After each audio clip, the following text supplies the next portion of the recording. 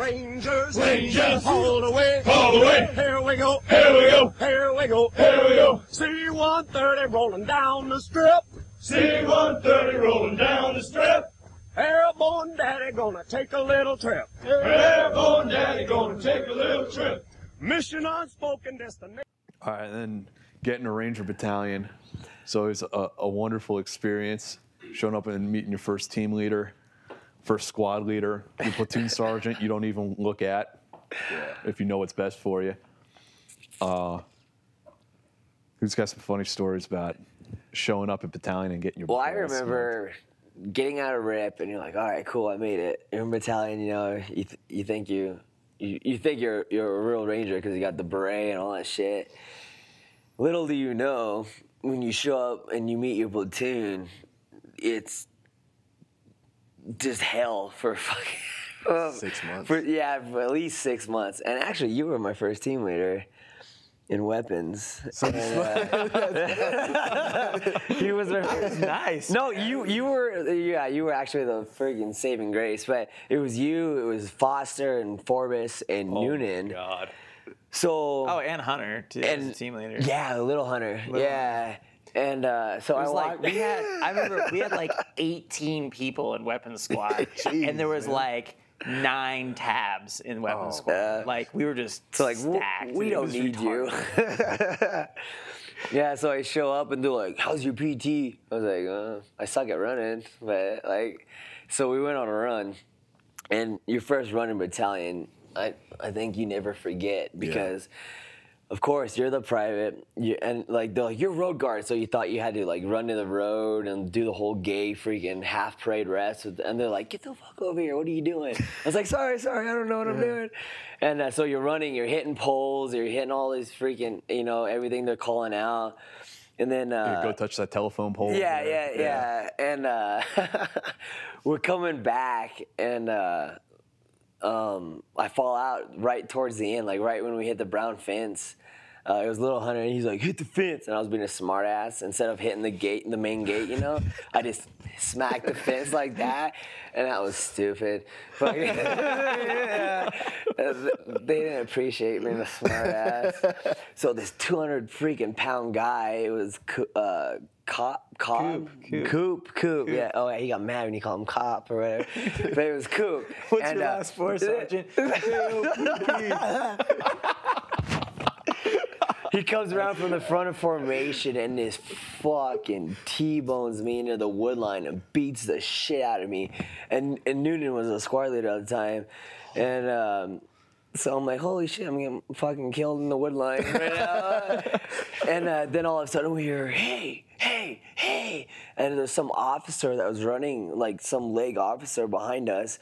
And he called Noonan. He's like, who's in control of this fucking run and shit?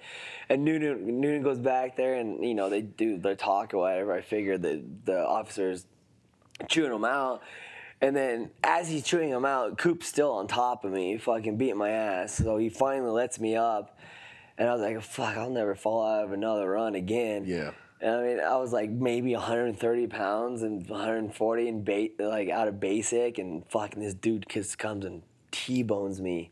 Yeah.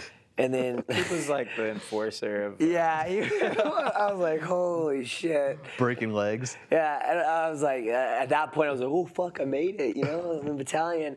And then Wake up call. the wake up call for fucking Coop slamming you into a tree, beating your ass. Coop smash. I was telling Burkhardt earlier, one of my first experiences was pulling CQ. Like, I was in battalion for like literally 2 days at that point. I remember the phone ringing. Well, first off, you guys remember that skank that would call up and talk dirty? To ACO, man. Yeah. All the time. ACO? Yeah. Well, she would call other companies too, but I think she was notorious for calling ACO. Yeah, What she year had was something that? up with our. This was like 2003. 3, yeah. Yeah. And Like every other night, she would call I'm the like CP desk and just PV2 talk. Murphy with my mosquito wings on my collar, and the phone rings, and she's just saying the most disgusting things. I want to do this to you and that to you, and I'm like, oh, okay.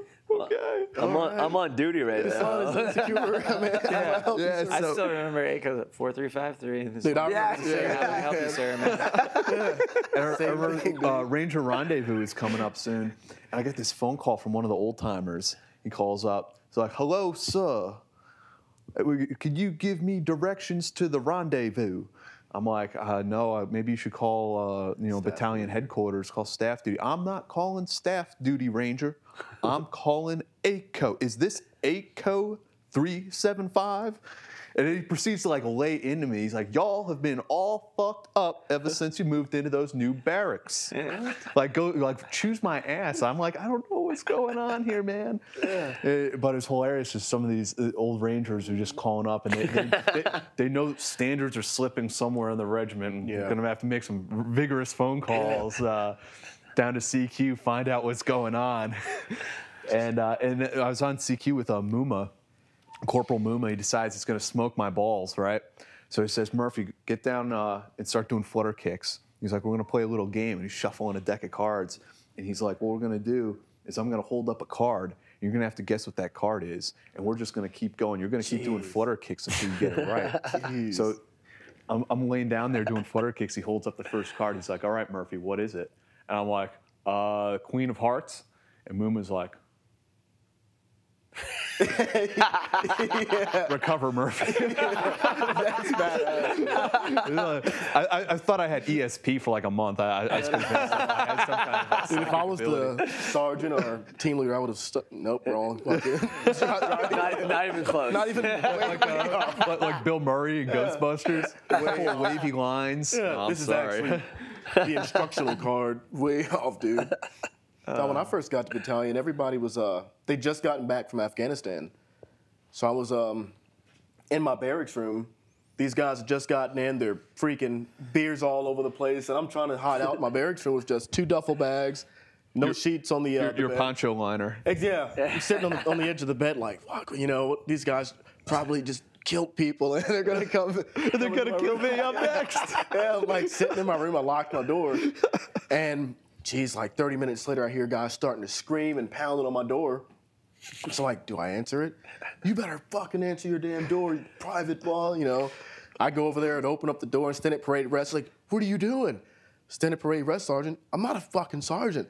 I'm a specialist. Get out of here." We start drinking, and that was the first time I ever gotten drunk.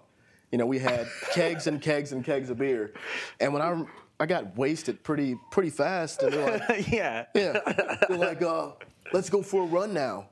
I'm like, "Oh my gosh, this is not going to be fucking good." So we start going for this run. I start to puke all over the place, projectile vomit, and I threw up on my one of my team leaders' backs on this run. It's a projectile vomit from hell, man. And he turns around, he's like, ripping off his clothes, and he's like, "Just start doing push-ups right now." And I thought that was the eye opener for me. Was those guys coming back from overseas just wound up and pretty intimidating, man. Yeah, they got me drunk on. I was the same story. Probably never really been truly drunk before. Showing up in battalion, they had me drink maybe half a bottle of Southern Comfort. Oh my gosh. In the barracks, that first weekend I was there. And I was just laid up, in the shower with the heat turned all the way on, the water burning hot, and I'm got the shakes. Jeez, man.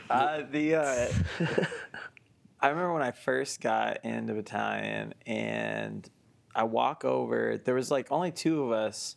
So Alex Cabral and our RIP class, we had about 20 guys, and they said all you guys are going to first bat. And then the day before RIP, they said RIP ended. Said, "Hey, 2 slots open up at third bat. Do we have 2 volunteers? Otherwise, we're just going to randomly select 2 people." Well, Alex and I, since our names are so close to each other, we were bunkmates in basic, we were roommates in RIP, and all that stuff because they always did everything alphabetically. So we'd been together the whole time. We were like best buds by that time, And so, "Hey, you want to do it?" We're just standing for mission. Okay. So we both raised our hands. I guess we're going to third bat. Jeez, man. So the next day we walk over, and they meet us, and everybody, the day that I got into battalion was the day that they jumped into H1 in Iraq. Yeah. So yeah, I was in RIP when they jumped. Yeah, and I walk in, and there's only some guys that were left behind, some people that were hurt. There was a couple guys that showed up a few days later. So it was real chill, relaxed, everything. And I kind of I got smoked pretty bad a few times by some guys that got home from Ranger School. Brand new tap check for us. So I was some pretty bad smokings and stuff, but I had a kind of a similar experience with like the they put me on a detail. You know, everybody's coming home from the initial invasion of Iraq. Everybody's, you know, wound up. They're all coming home, and I was on this detail where I had to go out to the airfield and help unload bags and stuff because they weren't doing any of that stuff. And so I remember I'm with Specialist Arnold, who was back. He had just gotten out of Ranger School, and we go up to the barracks, and guys, you know, it's just a madhouse. Yeah. There's just people like hanging off the railings and shit. I mean, it's just ridiculous. Chem sticks sprayed. And I remember I'm on detail. Like I have like a half-hour break before I'm supposed to go back down to the airfield. And this E5, and I don't even remember who it was. It was somebody from another company. He's like, "Hey, you're a new guy." And you know, there was a fairly large. No, it was a long break, but there was like 2 months between that point when I got to battalion and the next class came in. I'm pretty sure, right around that period of time. So for 2 months, Alex and I were the only two guys in Ranger Bat that were new. You know, the only two guys without a combat scroll. Right. So people would see us and, who the fuck are you? Just walking the channel like, this E5's like, hey, Private, you're that new guy, right? And I'm like, yes, Sergeant. He's like, get over here and drink this 6-pack of beer. Yeah. And I was like, okay. And I'm like, and I remember it was Miller High Life, because he's like, get some of this champagne up. And, and I was like, what? And he's like, yeah, Miller High Life, the champagne up beers. And I was just like, okay. And I'm like, Special Sergeant, am I allowed to do this? And he's like, you better do it. I remember going out. I didn't drink very much.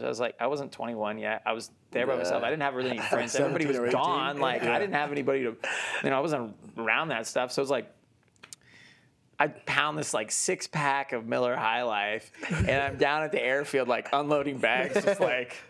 Because they made me drink it in like a 10-minute period, you know, and I'm just like down there, like burping and unloading bags. Like, oh man, I hope I don't have to talk to anybody important.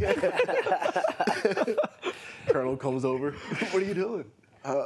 Bro, there's some Lord of the Flies shit going on in the barracks. Like, even not even on Friday, on like Thursday night, there'd just be glass all over the hallway. Oh yeah, I mean, I remember you'd be walking down the hallway, and you had to watch yourself because you'd be walking, all of a sudden a bottle would come flying across your face and shatter against the wall, and you'd be like, "What the fuck, man?" And they'd be like, "Oh, sorry, bro," and it'd just be like dudes like in their room, like playing Xbox, and they'd like finish a beer and chuck it from like their room through the little kitchen area out the front door and hit the wall and shatter in the hallway. Or you might see some random naked guy, you know, screaming down the hallway.